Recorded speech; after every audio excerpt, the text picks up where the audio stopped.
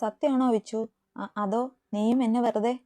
കണ്ണുകൾ നിറച്ച് ചോദിക്കുമ്പോൾ വാക്കുകൾ പൂർത്തിയാക്കാവാനാവാതെ അനിയുടെ ശബ്ദമിടറി. വൈഭവ് ഓടി വന്നു പറഞ്ഞത് കേട്ട് ഞെട്ടി നിൽപ്പാണ് അവൻ.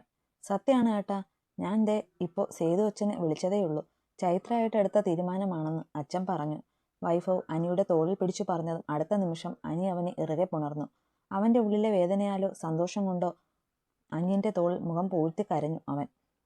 ആ കാഴ്ച കണ്ട അവിടെ നിന്ന് ആദിയുടെയും കണ്ണു നിറഞ്ഞു. ഈ ദിവസങ്ങളിലെല്ലാം അനിക്കൊപ്പമായിരുന്നു ആ ചെറുക്കൻ. അവന്റെ വേദന കണ്ടതുകൊണ്ട് ഇപ്പോഴത്തെ അവന്റെ ആനന്ദ കണ്ണീർ അവനിലും സന്തോഷം പടർത്തി. അനിരുദ്ധിന് ചൈത്ര എത്ര വിലപ്പെട്ടതാണെന്ന് അവൻ മനസ്സിലാക്കുകയായിരുന്നു. അച്ഛന് ഭ്രാന്ത് പിടിച്ചോ? ശേഖരവർമ്മയുടെ മുറിക്കകത്തേക്ക് പാഞ്ഞു കയറി ചെന്ന് മഹേന്ദ്രൻ അരിശത്തോടെ അലറി. അയാൾക്ക് പിറകെ കരഞ്ഞു നിലവിളിച്ചുകൊണ്ട് വൃന്ദയും ഉണ്ടായിരുന്നു.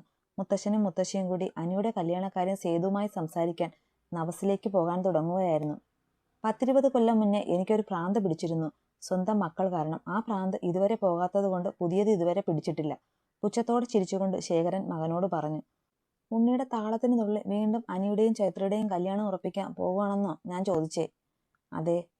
അതെന്ത് പണിയാ അച്ഛാ? എന്റെ മോൾക്ക് അവന് തരാമെന്ന് വാക്ക് പറഞ്ഞതല്ലേ? അച്ഛൻ പറഞ്ഞത് കേട്ട വൃന്ദ പെട്ടെന്ന് കരഞ്ഞുകൊണ്ട് അയാളോട് ചോദിച്ചു. ഞാനാണോ വാക്ക് തന്നത്? അല്ലല്ലോ. വാക്ക് തന്നവരോട് പോയി നീ കരഞ്ഞു കാണിച്ചാൽ മതി, എന്റെ അടുത്ത് വേണ്ട. വൃന്ദയെ നോക്കി പരോക്ഷത്തോടെ ശേഖരൻ പറഞ്ഞതും അവൾ അടുത്തു നിൽക്കുന്ന മഹിയെ നോക്കി. വൃന്ദേ, നീ പുറത്തേക്ക് പോ, ഞാൻ സംസാരിച്ചോളാം അച്ഛനോട്. അതെ ഏട്ടാ.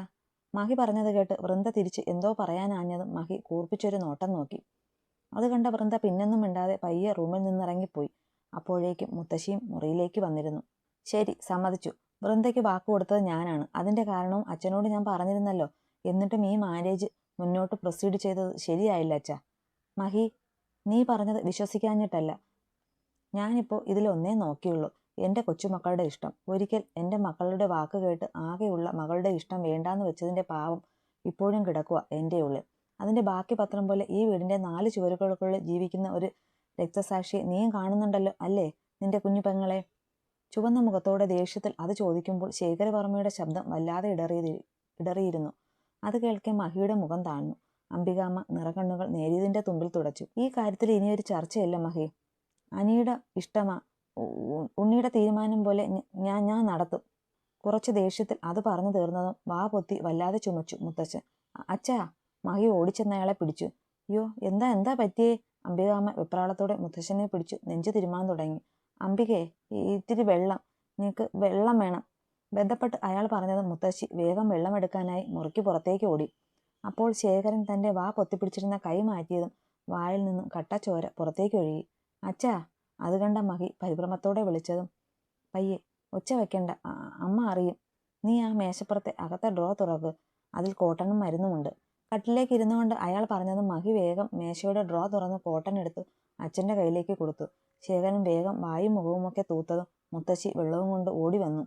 അംബിക കാണാതെ ആ ചോര പറ്റിയ കോട്ടൺ മഹിയെ ഏൽപ്പിച്ചു അയാൾ. എന്നിട്ട് മരുന്നും കഴിച്ച് വെള്ളവും കുടിച്ചു. ഇതിപ്പോൾ ഇടയ്ക്കിടയ്ക്ക് ഇങ്ങനെ വരുന്നുണ്ടല്ലോ. ഇങ്ങനെ മരുന്ന് കഴിച്ചുകൊണ്ടിരിക്കാതെ ഉണ്ണിയോട് പറഞ്ഞ് ഒന്ന് ഹോസ്പിറ്റലിൽ പോകാൻ പറഞ്ഞാൽ കേൾക്കില്ല.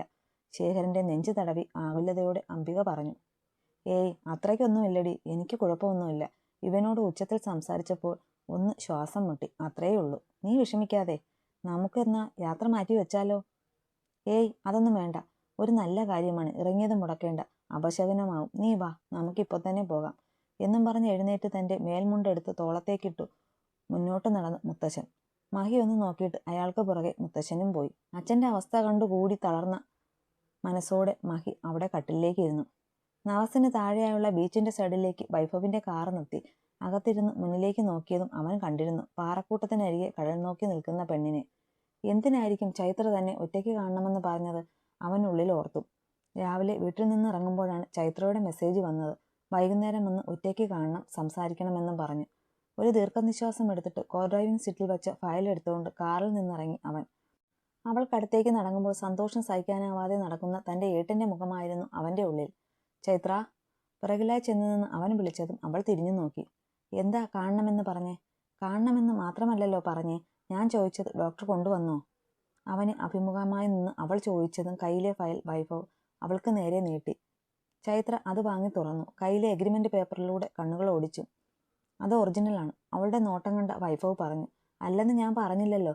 ഒരു ഡ്യൂപ്ലിക്കേറ്റ് എനിക്ക് കൊണ്ടുവന്ന് തരാനും മാത്രം തരം താഴ്ന്നിട്ടില്ല ഡോക്ടർ വൈഭവ് വർമ്മ എന്ന് എനിക്ക് അറിയാം. അവനെ നോക്കി പുച്ഛത്തോടെ പറഞ്ഞു ചൈത്ര. എന്നിട്ട് ആ എഗ്രിമെന്റ് പേപ്പർ അവന് നേരെ തിരികെ നീട്ടിയത് മനസ്സിലാകാതെ അവൻ അവളെ നോക്കി അത് വാങ്ങി. ദാ ഇത് വെച്ച് ആ കല്യാണ കരാർ കത്തിക്കണം. ഇപ്പോ ഇവിടെ എന്റെ മുന്നിൽ വെച്ച്. കയ്യിൽ കരുതിയിരുന്ന ലൈറ്റർ അവന് നേരെ നീട്ടി അവൾ പറഞ്ഞത് ഒരു നിമിഷം വൈഭവിന്റെ പൂച്ച കണ്ണുകൾ ഒന്ന് വിടർന്നു. ചൈത്രയിൽ നിന്ന് താനൊട്ടും പ്രതീക്ഷിക്കാത്തൊരു നീക്കം.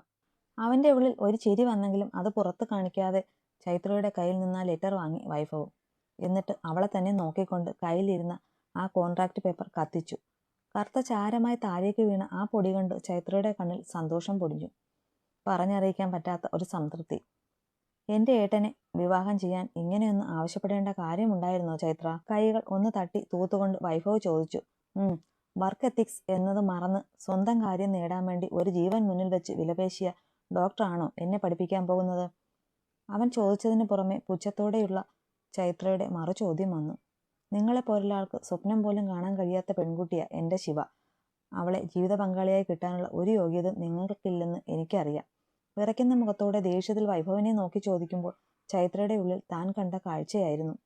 നിങ്ങൾക്ക് അവൾ 1000-ൽ ഒരുവളായിരിക്കും. പക്ഷേ കഴുത്തിൽ കിടക്കുന്ന താലിയുടെ മഹത്വം അറിയാവുന്ന പെണ്ണ അവൾ. അതുകൊണ്ട് തന്നെ ആ താലിയുടെ അവകാശിയെ പ്രാണനായി കാണുകയും ചെയ്യും. അതൊരു പക്ഷേ ഇപ്പോൾ നിങ്ങൾക്ക് മനസ്സിലായി എന്ന് വരില്ല.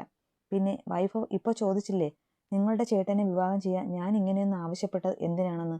അതിനൊറ്റ ഉത്തരമേ ഉള്ളൂ, എൻ്റെ ശിവ.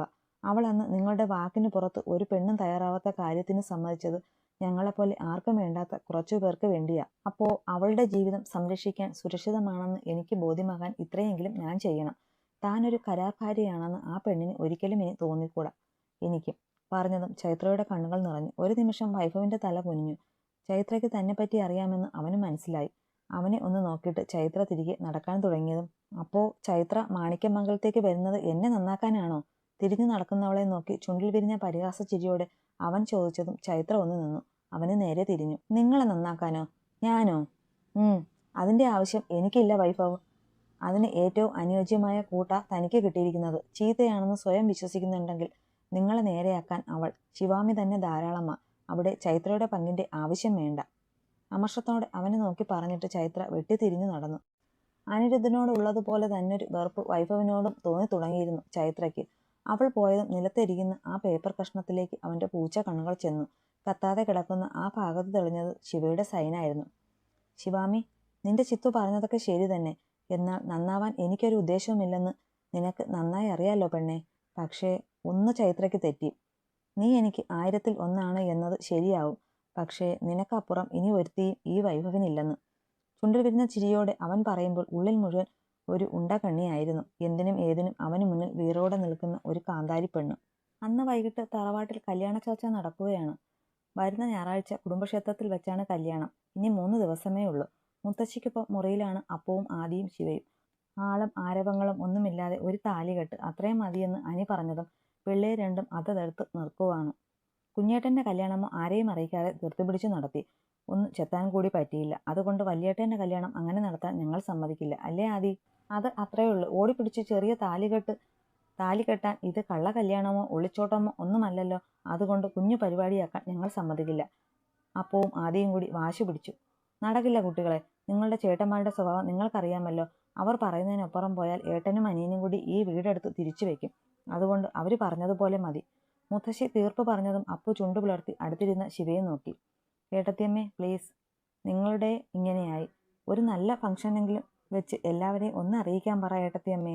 അപ്പു പറഞ്ഞതും ശിവ ഒന്ന് ചിന്തിച്ചു. ചിത്തു അനിയേട്ടൻ്റെ ഭാര്യയായി വരുന്നത് 4 ആൾ അറിയണം. കുടുംബത്തിലുള്ളവരും വേണ്ടപ്പെട്ടവരുമൊക്കെ. ചൈത്ര അനിരുദ്ധിൻ്റെ പെണ്ണാണെന്ന് ഈ വീട്ടിലെ അമ്മായിമാരും മക്കളും ഉൾപ്പെടെ എല്ലാവരും അറിയണം. എല്ലാവർക്കും മനസ്സിലാകണമെന്ന് ശിവയ്ക്ക് തോന്നി. അപ്പവും ആദ്യം പറയും പോലെ ഒരു കള്ളക്കല്യാണം പോലെ നടക്കാൻ പാടില്ല ഇത്. വല്യേട്ടൻ പറഞ്ഞതുപോലെ താലികെട്ട് നമുക്ക് നമ്മുടെ ക്ഷേത്രത്തിൽ വെച്ച് നടത്താം. എന്നിട്ട് അന്ന് വൈകിട്ട് നല്ലൊരു വലിയ റിസപ്ഷൻ നടത്താം. എല്ലാവരെയും അറിയിച്ചിട്ട്. എങ്ങനെ?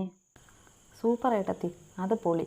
ആദി പറഞ്ഞു. അതെ അതെ, റിസപ്ഷൻ നമുക്ക് അടിച്ചു പൊളിക്കാം. എല്ലാവരെയും ക്ഷണിക്കുകയും ചെയ്യാം, അപ്പു പറഞ്ഞു. ശിവ പറഞ്ഞതിനോട് അപ്പവും ആദിയും യോജിച്ചു. അല്ല മോളെ, ഉണ്ണിയും അനിയും സമ്മതിക്കുമോ അതിന്? മുത്തശ്ശി അങ്കലാപ്പോടെ ചോദിച്ചു.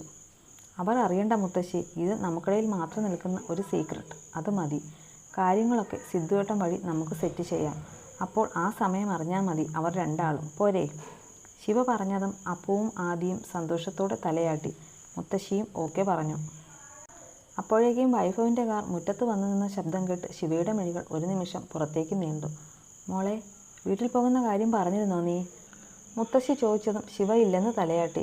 എന്നാ ചെന്ന് അവനോട് പറഞ്ഞേക്ക്. ഇല്ലേ അതിനാവും ചെക്കൻ ഇനി അടുത്ത ബഹളം ഉണ്ടാക്കുന്നേ. മുത്തശ്ശി പറഞ്ഞതും അവരെ നോക്കി ഒന്ന് ചിരിച്ചു കാണിച്ച് ശിവ മുറിയിൽ നിന്നിറങ്ങിപ്പോയി. അവൾ റൂമിലേക്ക് നടക്കും വഴിയാണ് തൻ്റെ മുറിയിൽ നിന്നിറങ്ങുന്ന മാധവനെ കണ്ടത്. വല്യച്ഛ. അവളെ കണ്ട് ഒന്ന് ചിരിച്ചു പോകാൻ തുടങ്ങിയ അയാളെ പിന്നിൽ നിന്ന് വിളിച്ചു ശിവ. എന്താ മോളെ? അത് മഹിയച്ഛൻ വല്യേട്ടൻ്റെ വിവാഹത്തിന് ഉണ്ടാവില്ലെന്ന് സുധാമ്മ പറഞ്ഞു. വല്യച്ഛൻ്റെയും തീരുമാനം ഇനി അതാണോ? മകൻ്റെ കല്യാണത്തിന് കൂടില്ലേ? അവൾ ചോദിക്കുന്നത് കേട്ടതും മാധവൻ്റെ മുഖം ഒന്ന് മങ്ങി. അച്ഛൻ്റെ മൂത്ത മകനല്ലേ ഏട്ടൻ? എടുത്ത തീരുമാനം ശരിയോ തെറ്റോ അതൊന്നും നോക്കാതെ ആ മകൻ്റെ ജീവിതത്തിലെ ഏറ്റവും പ്രധാനപ്പെട്ട നിമിഷം അതിന് സാക്ഷിയാകാൻ അച്ഛൻ ഉണ്ടാവേണ്ടേ അവിടെ?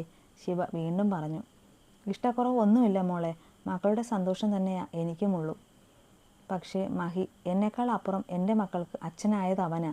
ജീവിതം കൈവിട്ടു പോയപ്പോൾ അച്ഛൻ എന്ന കടമ മറന്നു പോയിരുന്നു ഞാൻ. മക്കളെ 3 പേരെയും ശ്രദ്ധിക്കാൻ പറ്റാതെ വന്നപ്പോഴും മഹിയ അവരെ നോക്കിയത്. ഇപ്പോൾ ഇങ്ങനെ അകന്നു മാറി നിൽക്കുമ്പോൾ ഞാൻ മാത്രം അച്ഛനാണെന്ന അധികാരം എങ്ങനെയാ മോളെ എടുക്കുന്നേ? സ്വാർത്ഥനായി പോവില്ലേ ഞാൻ? നിസ്സഹായനായി അയാൾ പറഞ്ഞതും ശിവയുടെ മുഖം വാടി. ഏയ് മോള് വിഷമിക്കാതെ, കല്യാണത്തിന് ഇനി 2 ദിവസം ഉണ്ടല്ലോ. മഹി വരും, നോക്കിക്കോ. എന്തൊക്കെ കടുംപിടുത്തമുണ്ടെങ്കിലും മക്കളുടെ കാര്യത്തിൽ അവൻ എന്നും അയയും. നമുക്ക് നോക്കാം, മോള് ചെല്ല്. ചെറുചിരിയോടെ ശിവയുടെ തോളിൽ തട്ടി മാധവൻ പറഞ്ഞതും അവളിൽ ഒരു പുഞ്ചിരി വിടർന്നു. അയാളെ നോക്കി തലയാട്ടിയിട്ട് ശിവ വേഗം റൂമിലേക്ക് ഓടി. അവൾ റൂമിൽ ചെന്നതും കബോർഡ് തുറന്ന് എന്തോ തപ്പുന്നവനെയാണ് കണ്ടേ. അതേ ഡോക്ടറെ, ആദ്യം വിളിച്ചിട്ട് മിണ്ടാതെ നിൽക്കുന്നവനെ നോക്കി കുറച്ച് ഉച്ചത്തിൽ വിളിച്ചു അവൾ. അവൻ തലയൊന്ന് ചരിച്ചു നോക്കി.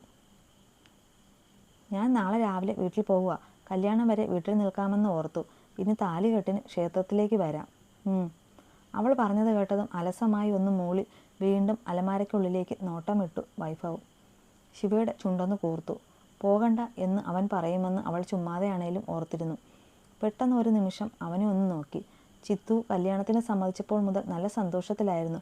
വല്യേട്ടനുമായി ഡ്രസ്സ് സെലക്ട് ചെയ്യാൻ പോകാനും കല്യാണത്തിൻ്റെ കാര്യങ്ങളൊക്കെ നോക്കാനും സന്തോഷത്തോടെ ഉത്സാഹത്തോടെ ചെയ്യുന്നത് കണ്ടതാണ്. പക്ഷേ ഇപ്പോൾ മുഖത്തൊരു വാട്ടമാണ്. ചോദിക്കണോ? ചോദിച്ചാൽ ദേഷ്യപ്പെടുവോ? അവൾ ചിന്തയിലാണ്ടു. വേണ്ട, എന്നോട് പറയാനുള്ളതാണെങ്കിൽ പറയട്ടെ. എപ്പോഴും ഞാനല്ലേ അങ്ങോട്ട് ചെന്ന് മിണ്ടുന്നേ. ഇനി അങ്ങനെ വേണ്ട. നീരസത്തോടെ ഓർത്തുകൊണ്ട് ശിവ തിരിഞ്ഞു നടന്നതും ശിവ പിറകിൽ നിന്ന് അവളുടെ കയ്യിൽ പിടിച്ചു നിർത്തി അവൻ വിളിച്ചു. ഞെട്ടിപ്പോയ ശിവ തിരിഞ്ഞതും കല്യാണത്തിനുള്ള ഡ്രസ്സെല്ലാം തനിക്ക് സേതുവച്ചൻ വാങ്ങിയെന്നറിയാം. ആ കൂട്ടത്തിൽ ഇതും കൂടി അണിയണം. അവളുടെ വലത് കൈയിലേക്ക് ഒരു ചെറിയ ബോക്സ് വെച്ചു കൊടുത്തു. ഗൗരവത്തിൽ പറഞ്ഞു അവൻ. ശിവ ഞെട്ടലോടെ ഇതെന്താ ഇപ്പോൾ ഇത് എന്ന് ഓർത്തുകൊണ്ട് വേഗം ആ ബോക്സ് തുറന്നു നോക്കി. ചുവന്ന വൈരക്കല്ല് പതിപ്പിച്ച ട്രഡീഷണൽ ടൈപ്പ് 4 വലിയ സ്വർണ്ണ കാപ്പ് വളകളായിരുന്നു അതിൽ. ഡോക്ടറെ, എനിക്കിത്. നിനക്ക് വേണ്ടെങ്കിൽ എവിടെയെങ്കിലും കളഞ്ഞേക്ക്. അത് കൊടുക്കാൻ വേറെ ആരും ഇല്ലെനിക്ക്, നീയല്ലാതെ. അവൾ പറഞ്ഞു തീരും മുന്നേ ദേഷ്യത്തോടെ അവൾക്ക് നേരെ അലറിയിട്ട് നേരെ ബാൽക്കണിയിലേക്ക് പോയി വൈഭവ്. വൈഭവിൻ്റെ പറച്ചിലും പ്രവൃത്തിയിലുമൊക്കെ കാണാൻ ശിവയുടെ ഉണ്ട കണ്ണു മിഴിഞ്ഞു പോയിരുന്നു. അവൾ ആ വളകളെ ഒന്ന് നോക്കി. സൗപർണികാമ്മയുടേതാണിത്. മകൻ ഒരു നിധി പോലെ കാക്കുന്നത്. അതവൾക്ക് ആരും പറയാതെ തന്നെ മനസ്സിലായിരുന്നു. ശിവ പുഞ്ചിരിയോടെ അതിലൊന്ന് തലോടി. നിനക്ക് വേണ്ടെങ്കിൽ എവിടെയെങ്കിലും കളഞ്ഞേക്ക്. അത് കൊടുക്കാൻ വേറെ ആരും ഇല്ലെനിക്ക്, നീയല്ലാതെ. അവൻ്റെ വാക്കുകൾ ഉള്ളിലേക്ക് വന്നതും അതിരുവിട്ട സന്തോഷത്തിൽ മനസ്സും കണ്ണും നിറയാൻ തുടങ്ങി. പെണ്ണിൻ്റെ മുഖത്ത് മിന്നിമാവുന്ന ഭാവത്തെ കണ്ട് ചുണ്ടിൻ്റെ കോണ് തെളിഞ്ഞ പുഞ്ചിരിയോടെ ബാൽക്കണിയിലെ റെയിലിൽ പിടിച്ചു പുറത്തേക്ക് നോക്കി അവന് നിൽപ്പുണ്ടായിരുന്നു. കല്യാണത്തലേന്ന് രാത്രി. പറ്റിപ്പോയി ചേച്ചി. ഒരു വഴി മുന്നിൽ തെളിഞ്ഞപ്പോൾ അതിൽ പിടിച്ചു കയറാൻ നോക്കിയതാ. ക്ഷമിക്ക് ചേച്ചി. ഇനി ഞാൻ ചേച്ചി പറയുന്നതേ കേൾക്കൂ. നമ്മുടെ മക്കൾക്ക് കിട്ടേണ്ട ഭാഗ്യം ഇപ്പോൾ എവിടുന്നോ വലിഞ്ഞു കയറി വന്നവളുമാർ കൊണ്ടുപോവുക. ഇതൊന്നും കണ്ടുകൊണ്ട് നിൽക്കാൻ പറ്റുന്നില്ല എനിക്ക്. ചേച്ചി പറ, ഇനി നമ്മൾ എന്ത് ചെയ്യും? വൃന്ദ വിദ്യയുടെ കൈപിടിച്ച് കരഞ്ഞുകൊണ്ട് ചോദിച്ചു. മുറിയിൽ ചേച്ചിയും അനിയത്തിയും മാത്രമേ ഉണ്ടായിരുന്നുള്ളൂ. നമ്മൾ എന്ത് ചെയ്താലും നാളത്തെ കെട്ട് അത് നടക്കും വൃന്ദേ. അപ്പോൾ ഇനി ചെയ്യാനുള്ളതൊക്കെ അവളുമാർ രണ്ടും ഇവിടെ വന്നിട്ട് വേണം ചെയ്യാൻ. രണ്ടിനെയും ഒരുമിച്ച് ഇവിടുന്ന് അടിച്ചിറക്കും പോലെ ഒന്ന് ചെയ്യണം. ഒരു പദ്ധതി എൻ്റെ മനസ്സിലുണ്ട്. അതിന് നീയും കൂടെ നിന്നാൽ മതി. മനസ്സിലായോ നിനക്ക്? മനസ്സിലായി. തലയാട്ടിക്കൊണ്ട് വൃന്ദ പറഞ്ഞതും വിദ്യയിൽ ഒരു ഗൂഢമായ ചിരി നിറഞ്ഞു.